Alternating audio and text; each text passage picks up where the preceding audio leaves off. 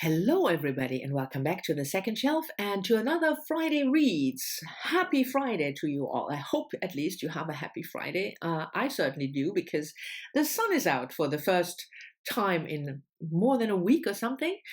So I'm really happy. I finished working earlier this day, so I'm looking forward to my weekend. And yes, I do have new glasses, and yes, they are huge, and I'm not sure about them, but I want to be hip. So I thought I'd buy new glasses, huge new glasses, and we'll just roll with it and talk about books. And first, the books that I finished last week. And the first one of those books is a memoir, Two Trees Make a Forest by Jessica J. Lee, published last year, 2020. And I also need to renew my nail polish. Yes. Weekend. Anyway, Jessica J. Lee is a Canadian, Taiwanese, British historian and writer. She was born in Canada, and while she wrote the book, she lived in Berlin, but she lives, and it says in the book, she lives in Berlin, but now she lives in London. And the book is about Taiwan, the island of her maternal ancestors. So her maternal grandparents came over from Taiwan to Canada with the author's mother. And when the grandparents die, Jessica J. Lee tries to piece together the lost family history back in Taiwan.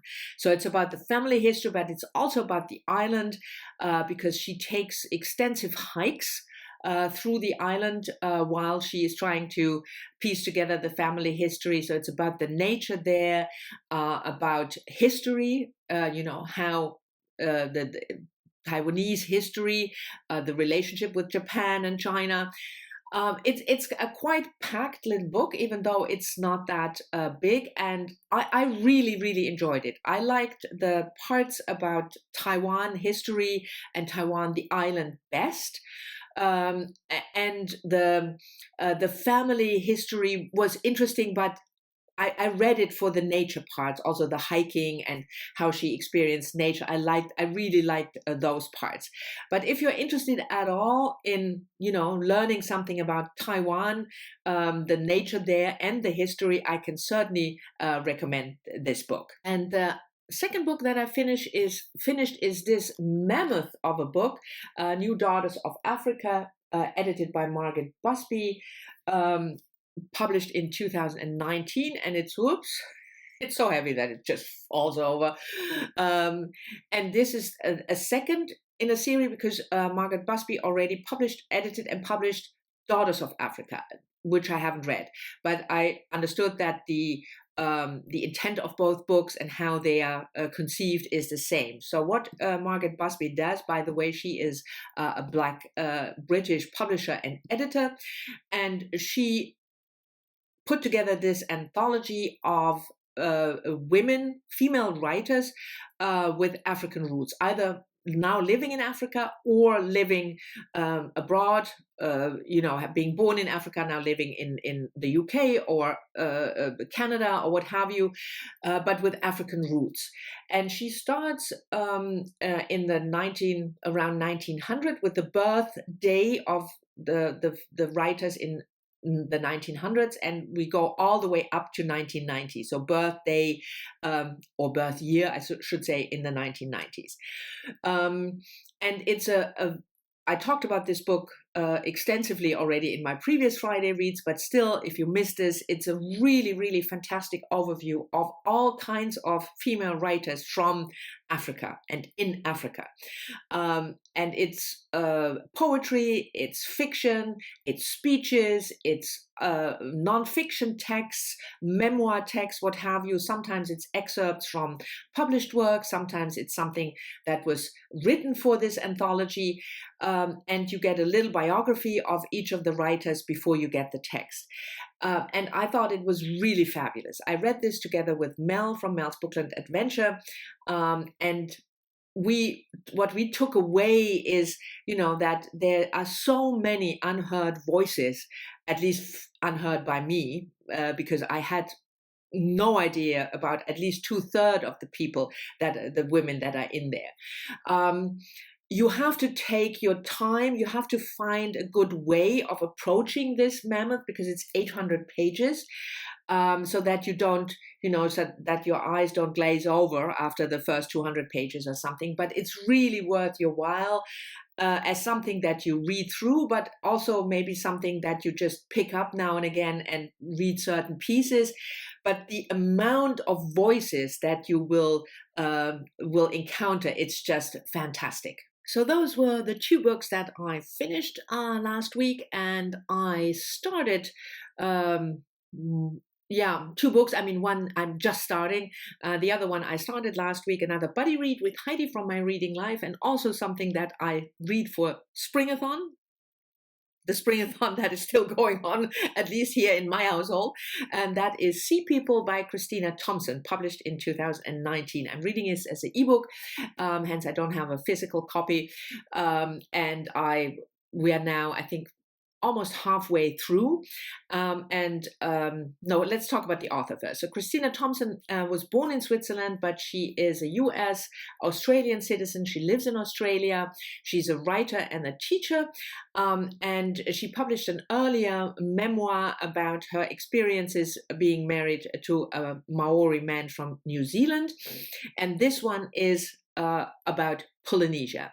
So if you're not familiar, all these islands that we call Polynesia, and she talks in this book, talks about the history of these islands, the peoples who live there, but also the quote-unquote discovery by the islands, the discovery of the islands by European explorers, if you will. I mean, they are not really explorers, they are colonizers and traders, but so you learn a lot about people like James Cook, about the sailing adventures, but also really about Polynesian people and the islands. And when I talked with Heidi the last time, Heidi said something that is so true, that you can really feel the excitement and the celebration of these islands and the people and their culture in the writing of Christina Thompson. So far, I really, really love it. And I would be quite surprised if the second half would all of a sudden make me hate the book. I really don't think so.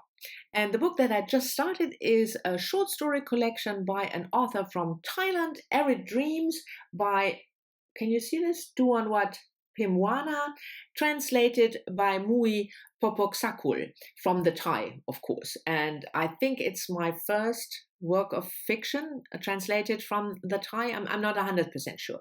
And it was published, I think, in 2019, if I remember correctly. Let me check. Yes, 2019, the English translation, and the Thai original in 2014. And I'm reading this kind of sort of for Mel's book club, the Around the World book club. I leave a link. It moved from Goodreads to her blog. I will leave a link to her Mel's blog down below. And we're reading a book by this author, but a different book in the English translation called Bright, a novel. But I had this on my shelf already, and I thought, well, it's the same author, so it kind of sort of counts, and I'd rather read something from my shelf than buy another book by the same author. So that's why I picked up this short story collection. And I really just started. There are 13 stories about life in Thailand, women and men, as I understood it. And I've read the first couple of pages, so I can't say much, but I'm really looking forward to reading quite a chunk from this one this weekend. And then I have 4 more books to show you, 2 of which I haven't even started yet, so they are not really part of the Friday Reads, but it's my Friday Reads. So I want to share them with you because all 4 of them were presents from Sean the Book Maniac. And no, it was not my birthday.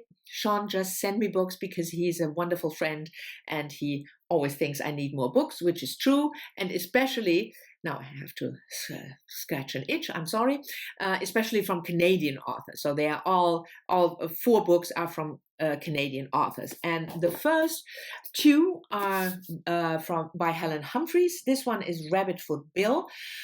And Sean knows that I loved one of her previous books that he also sent me, The Lost Garden. I thought it was excellent.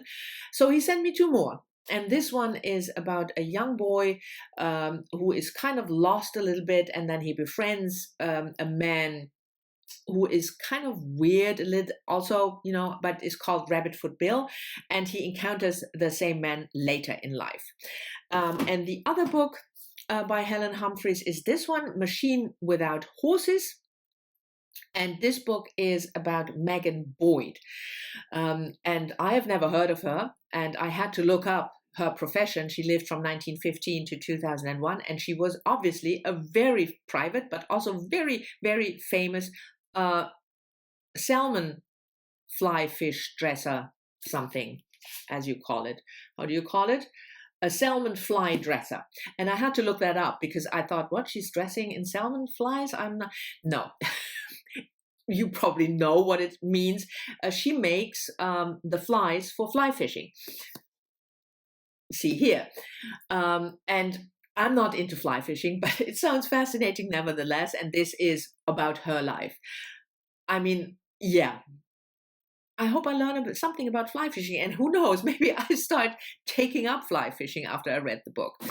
The third one is the one that I already finished some time ago and really, really loved. I thought it was an excellent book, and I normally don't talk about male authors, but this was a present, so I think it's valid as an exception. Carrie Fagan, The Student, and it was published in 2019, and it's not available anymore, at least not outside of Canada, which is a real shame because it's a very good book. Carrie Fagan also writes children's books, but this one is a novel for adults and about adults, and one woman in particular, Miriam, and we follow her life when she is a young student in 1957, wanting to become a scholar and a writer. But that is not that easy at that time for a woman. And the second timeline, the second part of the book is her life in 2005. And we see what happened to her. And I think it's certainly one of the best books I've read recently by a male author about a female life. It's wonderful, it's subtle, it's emotional, but not cheesy.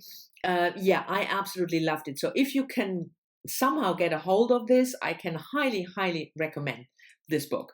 And the last one is by one of my favorite Canadian writers, and that's Carol Shields, Startle and Illuminate, Carol Shields on Writing. And it's even signed. Look at that. Can you see that? Yeah. And I love Carol Shields' work, and Sean also did love her work in the past, but her more her later work, he just couldn't get on with it. Unfortunately, I do.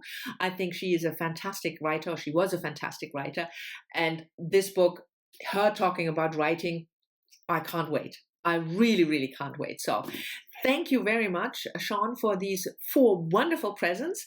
And thank you for watching. I hope you've enjoyed it. As always, I'm looking forward to your comments. Talk to me about books and about Friday and about your read, what you want to read this weekend. And I'll see you all soon in the next one.